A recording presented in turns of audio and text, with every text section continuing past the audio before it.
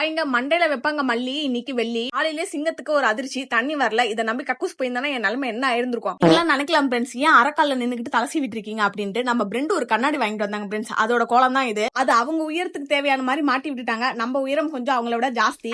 அடிக்கலான்னு பார்த்தனா நம்ம ஓனர் அங்க கிட்ட பர்மிஷன் வாங்கணும். அது அப்புறமா வாங்கிக்கலாம் ஃப்ரெண்ட்ஸ். இப்ப நான் வெற்றிக்குரிய போட்டு நான் டியூட்டிக்கு போயிட்டு வரேன். மருத்துவமனைக்கு போனதுக்கு அப்புறமா ஒரு இன்ப அதிர்ச்சி. நம்ம கூட வேலை செய்யற ஒர்க்கா நம்ம பிறந்த நாளைக்கு ஒரு வாட்ச் அன்பளிப்பா கொடுத்திருந்தாங்க. நம்ம கூட வேலை செய்யற ஒரு சிஸ்டரோட பொண்ணு என்கேஜ்மெண்ட் ஃப்ரெண்ட்ஸ். அதை நான் எப்படி மாறதானே தெரியல. இன்னைக்கு ஜீன்ஸ் பேண்ட் செட்ல போட கோமாளி மாதிரி இருக்கும். அதனால நம்ம ஃப்ரெண்ட் கிட்ட சொல்லி ஒரு டாப் எடுத்துறத சொல்லிட்டேன். இவங்க தான் நம்ம கூட வேலை செய்யற ஜிங்கிலிஸ். அங்க போன டைம்ல மணமகளும் மணமகனும் போட்டோ ஷூட்டுக்கு போயிருந்தாங்களாமா. ஏன் நேரத்தை வேஸ்ட் பண்ணிட்டு எல்லா ஜிங்கிலிஸும் ஒன்னா சேர்ந்து சாப்பிட ஆரம்பிச்சிட்டோம். இவங்க தான் ஃப்ரெண்ட்ஸ் நம்ம கூட வேலை செய்யற சிஸ்டர். ரொம்ப அன்பானவங்க. அவங்களோட பொண்ணுக்கு தான் இன்னைக்கு நிச்சயதார்த்தம். ஜிங்கிலிஸ் நாங்கெல்லாம் சேர்ந்து ஒரு மலர் கொத்து வாங்கிட்டு வந்து பொண்ணு கையில கொடுத்து ஆசீர்வாதம் பண்ணிட்டு நமக்கு அவங்க ஒரு ரிட்டன் கிஃப்ட் கொடுத்திருந்தாங்க. அதை வாங்கிட்டு ஒரு ஓரமா நான் இன்னொரு ஜிங்கிலையும் பீடாவை போட்டு இந்த நிச்சயதார்த்தத்தை அழகா முடிச்சிட்டு வெளியில வந்துட்டோம். சாயந்தரமா பார்த்திபன் கெட்டப்ல இருந்து மாறி லியோ கெட்டப்புக்கு வந்துட்டேன். அப்படியே நானும் என் ஃப்ரெண்டு என்னால எப்படி போச்சுன்னு பேசிட்டு நாங்க அருமையா முடிச்சுக்கிறோம். எல்லாம் தொடர்பில் இருங்க. நெக்ஸ்ட் சந்திக்கிறேன். பாய்.